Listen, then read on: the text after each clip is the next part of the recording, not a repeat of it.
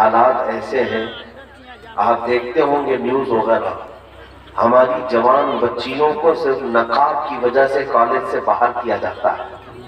نقاب پہن کر کے جانے والی لڑکیوں کے لیے کالج کا دروازہ بند کر دیا جاتا ہے اور کہا جاتا ہے کہ نہیں، تم پہن کے نہیں آ سکتی۔ کرناٹک کی پارلیمنٹ میں، جو وہاں کا ویدھان سبھا ہے، وہاں پر بیٹھا ہوا ایک منتری کہتا ہے کہ جس عورت کو حجاب پہن کر کالج آنا پسند ہے اسے چاہیے کہ وہ پاکستان چلی جائے۔ تو یہ سب ٹپڑیاں کیوں ہو رہی ہیں؟ یہ سب تانے کیوں مارے جا رہے ہیں؟ کاش ہمارے قائدین اور علماء اور ہم سب مل کر یہ سوچے ہوتے کہ ہماری بچیاں غیروں کی کالج میں جاتی ہی کیوں؟ ہمارے پاس کیوں بچیوں کے لیے کالج نہیں بنائے گئے؟ ہماری بچیوں کے لیے پردے کی پابندیوں کے ساتھ اسکول اور دیگر معاملات کی تعلیم کے لیے کوئی گہوارہ علم کیوں نہیں بنایا گیا؟ کہ سارا پیسہ ہمارا صرف جلسوں کے لیے رکھا گیا، ہمارا سارا پیسہ صرف کچڑا اور نیاز کے لیے رکھا گیا، ہمارا سارا پیسہ صرف نیاز کے لیے۔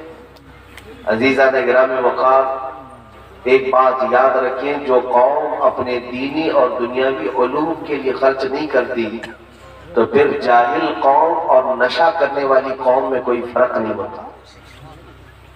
جاہل قوم کو نشہ والی قوم کے طور پر دیکھا جاتا ہے، اور نشہ والی قوم کا مطلب کیا ہے؟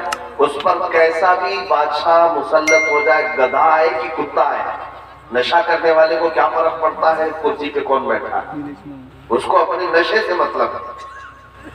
ایک وزیر سے بادشاہ نے پوچھا کہ میری سلطنت 90 دنوں تک مجھے چلانا ہے تو میں کیا کروں رعایا کے ساتھ؟ اچھی سڑکیں بنا دوں، راشن پانی دے دوں، کیسے میری حکومت لمبی چلے گی؟ وزیر سیانہ تھا، اس نے کہا کہ بادشاہ سلامت، جتنا بھی دو گے پھر بھی یہ کبھی کھڑے ہو جائیں گے تمہارے خلاف۔ میں بتاتا ہوں تمہاری کرسی اگر لمبی دیر تک چل سکتی ہے تو ایک کام ہے کہ سب کو نشے کا عادی بنا دو، چرس بھنگ پلانا شروع کر دو۔ سب کو جب یہ عادت لگ جائے گی تو وہ صرف اپنے نشہ سے مطلب رکھیں گے، کرسی کی طرف توجہ بھی نہیں کرتے۔ اور یہی حالات ہیں آج۔ جاہل ہونا نشہ والی قوم ہونے کے برابر ہے میرے عزیزوں۔ اب میں آپ کو صرف اور صرف جھنجھوڑنے کے لیے بات کہہ رہا ہوں کہ کاش ہماری یہ رقم بھی ہر شہر میں ایک گہوارہ علم قائم کرنے کے لیے خرچ ہوتی تو ہماری بچیاں دوسروں کے دروازے پر نہیں بلکہ ساری قوم کی بچیاں ہمارے در پر علم کی خیرات لینے آتی۔ ہمارا ایک دور بھی تھا، میں نے آج انقلاب دیکھا بھی ہے۔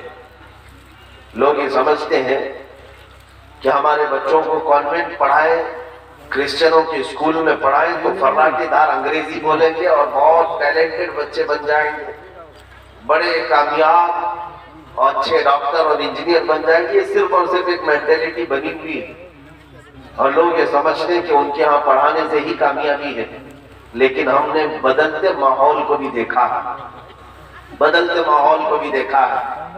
اگر یقین نہیں آتا تو یہاں سے سفر کر کے جنوب ہند میں جائیں جہاں کیرلا کی سرزمین ہے۔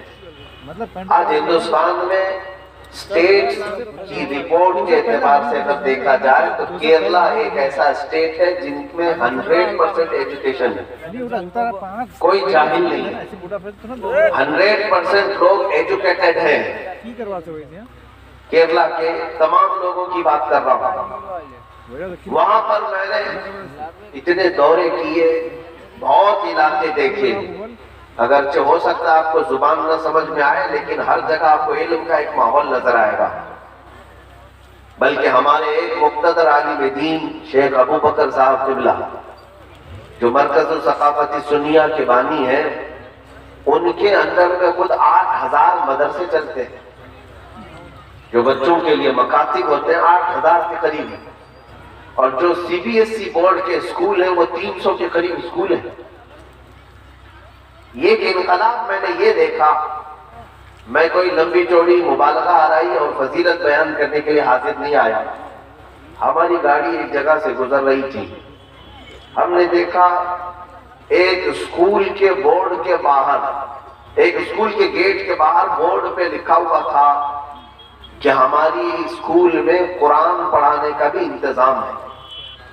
چلتے چلتے میں نے دیکھا، پوچھا تو پتا چلا کہ یہ پوری اسکول کی جو مینجمنٹ ہے وہ ہندو لوگ چلاتے ہیں، اور مینجمنٹ جو کمیٹی ہے اس کا نام بھی ہندو ہی تھا۔ میں رک کر کے پوچھنے لگا، جس اسکول کو پورے طور پر نان مسلم چلاتے ہیں لیکن بورڈ میں یہ کیوں لکھا گیا ہے کہ ہمارے اسکول میں قرآن پڑھانے کا بھی انتظام ہے؟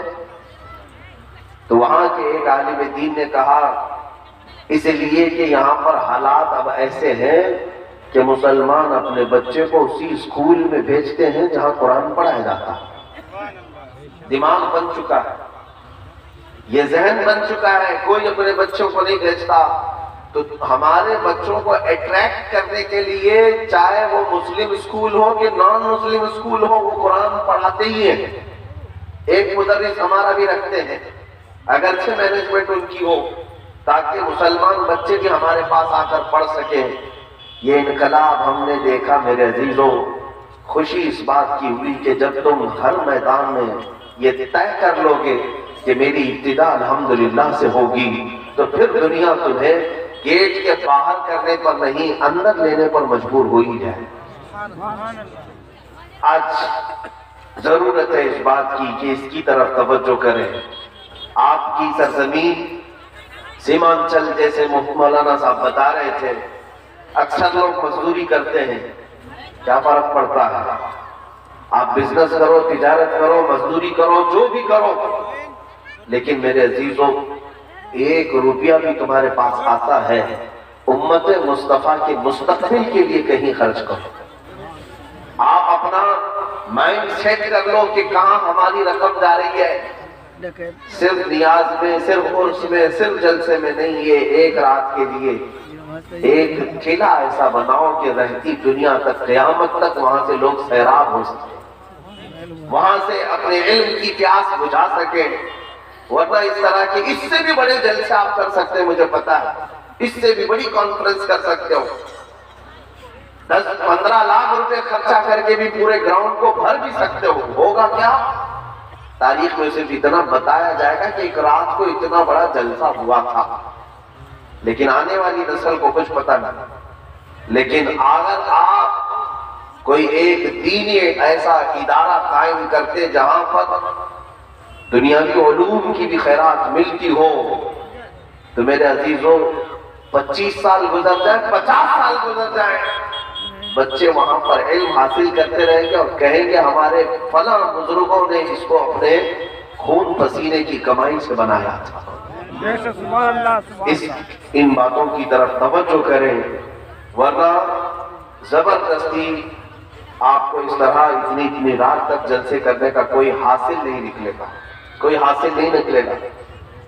اور میں معذرت کے ساتھ کہتا ہوں، آپ کے سامنے میں اگر حاضر آیا ہوں تو میرے کوئی لمبے چوڑے ڈیمانڈ نہیں ہوتے، اور نہ ہی میں اس لائن کا تجارتی آدمی نہیں، اور نہ ہی میں نے جلسوں کو یا تقریروں کو اپنے معاش کا ذریعہ بنایا۔ لیکن آپ کو صرف اور صرف میں اپنا درد دل اس لیے کہہ رہا ہوں، میرے عزیزوں، جلسوں میں نہیں آؤں گا، کسی بھی جگہ بیٹھ کر کے بھی میں میسج دوں گا، میرا مولا پہنچائے، مجھے یقین ہے۔